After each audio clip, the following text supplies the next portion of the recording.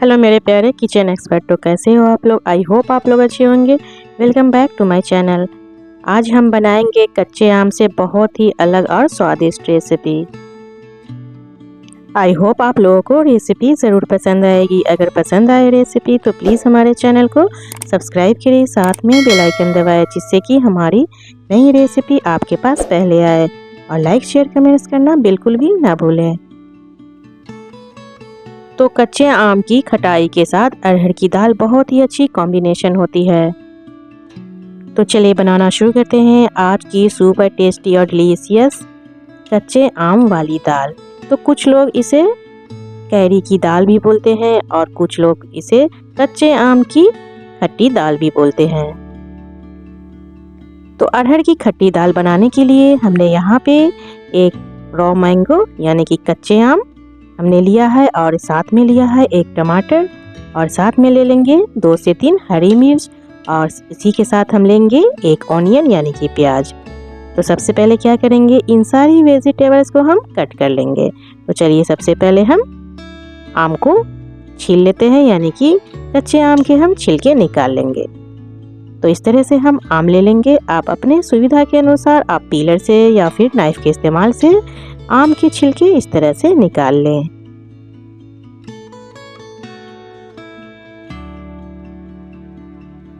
तो हमने यहाँ पे आम के छिलके निकाल लिए हैं।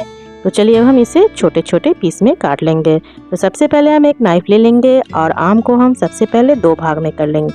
तो आप ध्यान रखें, यहाँ पे आप जब आम को 2 भाग में काटे तो बहुत ही केयरफुली काटे, क्योंकि इसमें गुठलियाँ होती है तो वो हार्ड होती है। तो इस तरह से हम सबसे पहले 2 भागों में कच्चे आम को कर लेंगे, और उसमें से हम बीच में से जो गुठली होती है उसे हम निकाल लेंगे।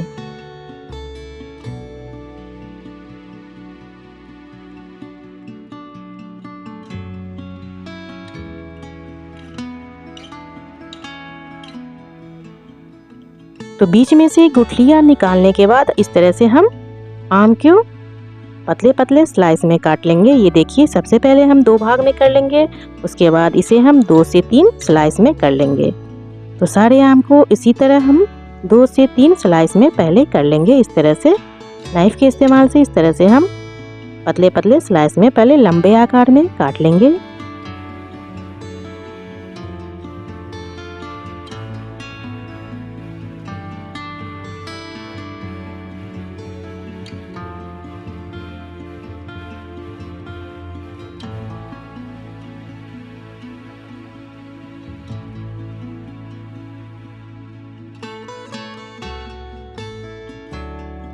तो आम को लंबे आकार में स्लाइस में काटने के बाद इसके जो ऊपर वाले जो भाग होते हैं, गुठलिया के जो नीचे वाले जो भाग होते हैं, उसे हम नाइफ के इस्तेमाल से इस तरह से हम सबसे पहले इसे अलग कर लेंगे। क्योंकि ये हार्ड होते हैं तो आप इसे काट के निकाल लें। अगर आपके कैरी छोटे हों तो उसकी गुठलियाँ हार्ड नहीं होगी, लेकिन थोड़े से अगर मीडियम आकार के हों कैरी तो गुठलियाँ थोड़ी हार्ड होती हैं। तो इस तरह से हम सबसे पहले ऊपर वाले भाग इस तरह से अलग कर लेंगे।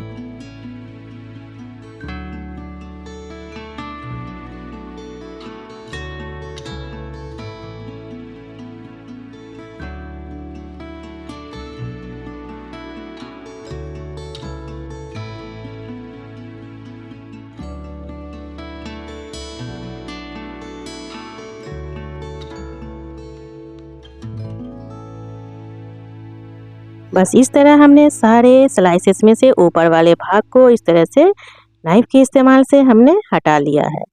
तो अब क्या करेंगे, हम यहाँ पे इन सारे आम के स्लाइसेस की छोटे छोटे क्यूब आकार में हम काट लेंगे, यानी कि स्क्वायर शेप में हम इसे काट लेंगे। ना तो हमें ज़्यादा बड़ी काटनी है और ना ही एकदम सा बारीक, हमें मीडियम स्क्वायर शेप में इसे काट लेना है। बस इस तरह से आप देखिए, बस इसी तरह हमें आम को काट लेना है।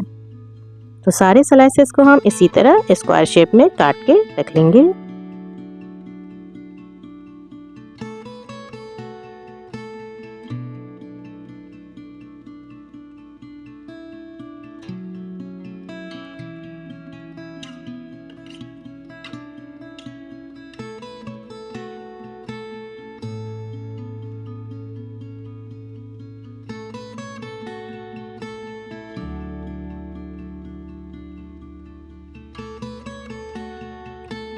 तो सारे आम की कटिंग हो चुकी है। तो चलिए अब यहाँ पे हम एक बाउल ले लेते हैं और कटे हुए आम को हम बाउल में ट्रांसफ़र कर लेंगे। उसके बाद यहाँ पे हम कटे हुए आम में पानी मिला देंगे यानी वाटर मिला दें, जिससे कि ये आम कटे हुए काला ना पड़े। तो चलिए इसे हम साइड में डाल देते हैं। उसके बाद हम बचे हुए वेजिटेबल्स को भी काट लेंगे। तो यहाँ पे हम सबसे पहले हरी मिर्च को इस तरह से बारीक बारीक सा काट लेंगे। ना तो ज़्यादा हमें मोटी काटनी है और ना ही ज़्यादा पतली, बस इसी तरह मीडियम आकार में हमें हरी मिर्च को काट लेना है। तो हरी मिर्च भी कट चुका है, इसे हम साइड में कर लेते हैं। और हमने जो एक टमाटर लिया था इस तरह से 2 भाग में कर लेंगे और उसके बीज हम निकाल के हटा लेंगे। इस तरह से आप बीज निकाल दें, ये सेहत के लिए हानिकारक होती है। उसके बाद हम टमाटर को भी इस तरह से मोटे मोटे शेप में कट कर लेंगे। बस इस तरह से हमें टमाटर को काट लेना है, ज़्यादा बारीक आप ना काटें, मोटे मोटे शेप में काट लेंगे। तो टमाटर भी कट चुका है, इसे भी हम साइड में कर लेते हैं। अब यहाँ पे हम एक छोटी आकार की प्याज को हम इस तरह से रफली चॉप कर लेंगे। ना तो हमें ज़्यादा मोटी काटनी है और ना ही ज़्यादा बारीक, इस तरह से मीडियम शेप में हमें इसे काट लेना है। तो प्याज भी कट चुका है। तो चलिए हम इन सारी वेजिटेबल्स को साइड में रख लेते हैं। तो यहाँ पे हम अरहर की खट्टी दाल बनाने के लिए हमने यहाँ पे 1 कप यानी कि लगभग 100 ग्राम अरहर की दाल को 1 घंटे पहले हमने धोकर भिगोकर रख दिया था। ये देखिए, आप जब भी दाल बनाएं तो आप उसे 30 मिनट या फिर 1 आवर के लिए आप भिगोकर ज़रूर डालें, जिससे कि दाल अच्छे से जल्दी से कुक हो जाए। तो इसके हम पानी रिमूव कर लेंगे। उसके बाद क्या करेंगे, यहाँ पे हम एक प्रेशर कुकर ले लेंगे जिसमें हम दाल को बॉईल कर लेंगे। तो एक प्रेशर कुकर ले लेंगे और उसमें हम भिगोए हुए अरहर की दाल को ट्रांसफ़र कर लेंगे।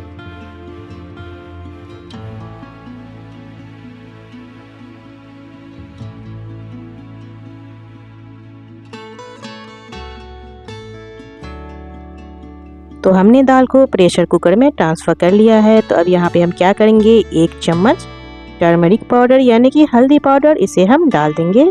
उसके बाद यहाँ पे हम इसमें 1 टीस्पून के करीब नमक डालेंगे। एक बार में आप नमक ज़्यादा ना डालें, यहाँ पे हम 1 टीस्पून नमक डालेंगे। उसके बाद यहाँ पे हम पानी डाल देंगे इसे बॉईल होने के लिए। तो हम दाल के 1 इंच ऊपर आने तक पानी डालेंगे।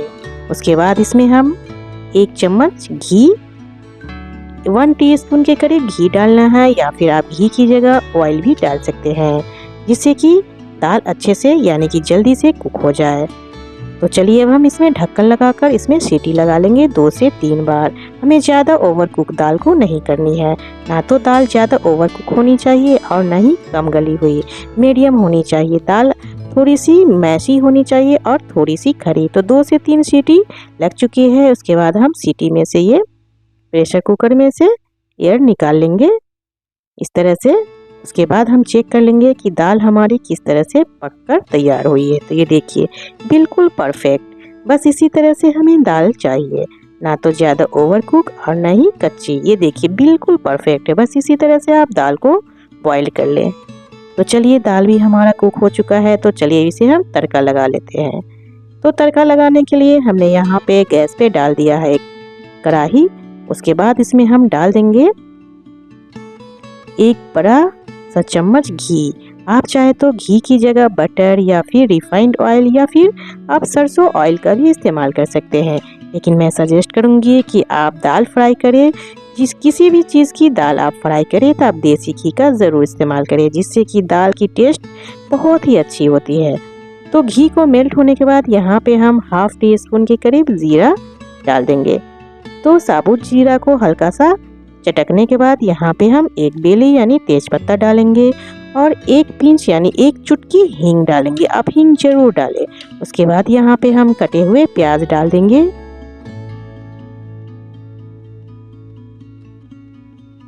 और प्याज डालने के बाद यहाँ पर हम कटे हुए कैरी यानी कि कच्चे आम को जो हमने स्क्वायर शेप में काटा था उसे हम डाल देंगे और इस तरह से मीडियम फ्लेम पे हम 1 मिनट तक फ्राई कर लेंगे।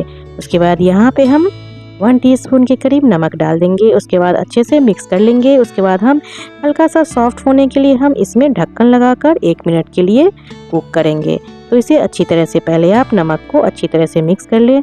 उसके बाद इसमें हम ढक्कन लगा लेंगे। ढक्कन लगाने के बाद 1 मिनट हमें इसे कुक कर लेना है। तो लगभग 1 मिनट के बाद हम चेक कर लेंगे कि आम जो है वो सॉफ्ट हुआ है या नहीं। तो ये देखिए, एक फोर्क ले लेंगे और इस तरह से चेक कर लेंगे। तो आम अच्छे से सॉफ्ट हो चुका है। तो यहाँ पे हम डाल देंगे कटे हुए हरी मिर्च, उसके बाद इसमें हम डाल देंगे कटे हुए टमाटर।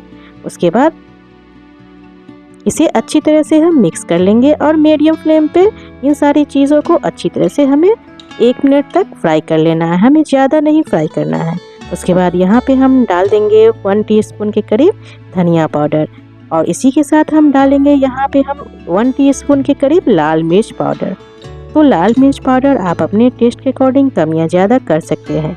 और इन सारी चीज़ों को अच्छी तरह से हम मिक्स करते हुए बस थोड़ी देर हमें भून लेना है, हमें ज़्यादा नहीं भूनना है। उसके बाद इसमें हम पानी डाल देंगे। तो पानी डालने के बाद हम इन सारी चीज़ों को अच्छी तरह से मिक्स कर लेंगे।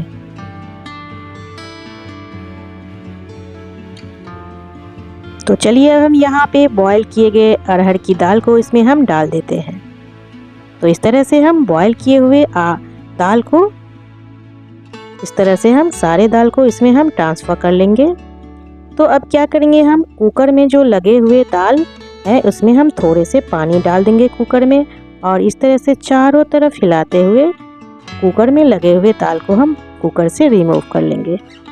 तो ये देखिए, इस तरह से हमने सारे दाल को पैन में डाल दिया है और इस तरह से हम सारी चीज़ों को अच्छी तरह से मिक्स कर लेंगे। तो यहाँ पे हम चेक कर लेंगे कि दाल की कंसिस्टेंसी किस तरह की है। तो यहाँ पे हम थोड़े से पानी डाल देंगे, थोड़ी गाढ़ी लग रही थी। उसके बाद हम इसे बस 1 मिनट मीडियम फ्लेम पे हमें पकाना है, ज़्यादा नहीं पकाना है। उसके बाद यहाँ पे हम नमक चेक कर लेंगे, अगर नमक कम हो तो यहाँ पे कम थी तो हमने यहाँ पे 1 टीस्पून के करीब नमक डाल दिया है और ढक्कन लगाकर बस 1 मिनट के लिए हमें पकाना है, ज़्यादा नहीं पकाना है, जिससे कि जो मसाले की जो फ्लेवर है दाल में आ सके। तो 1 मिनट के बाद ये देखिए उबाल आ चुका है, बस एक उबाल आने तक हमें दाल को मसाले के साथ पका लेना है। तो इस तरह से हम अच्छी तरह से मिक्स कर लेते हैं और चेक कर लेते हैं दाल की कंसिस्टेंसी तो बिल्कुल परफेक्ट है। तो चलिए यहाँ पे हम कटे हुए हरी धनिया पत्ती इसमें डाल देते हैं।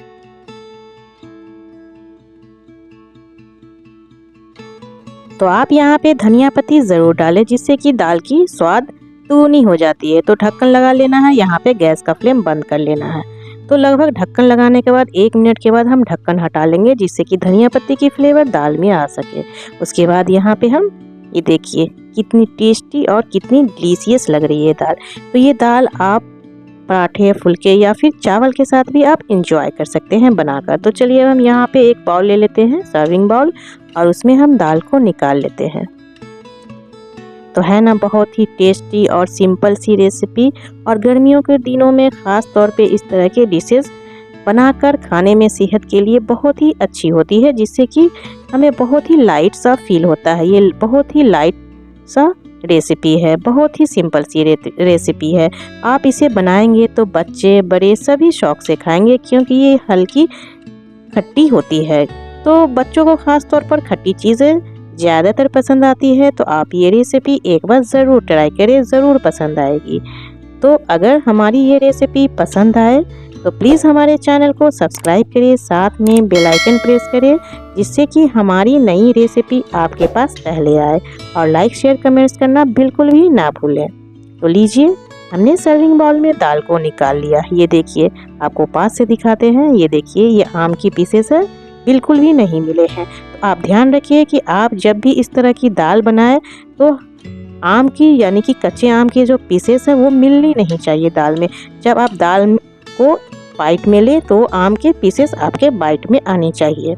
तो लीजिए, हमारी ये समर स्पेशल कच्ची कैरी आम अरहर की दाल वाली कच्ची कैरी वाली दाल बिल्कुल परफेक्ट और डिलीशियस बनकर तैयार है। तो फिर मिलते हैं एक नई रेसिपी के साथ। तब तक के लिए अल्लाह हाफिज़, और रेसिपी को फॉलो करने के लिए धन्यवाद।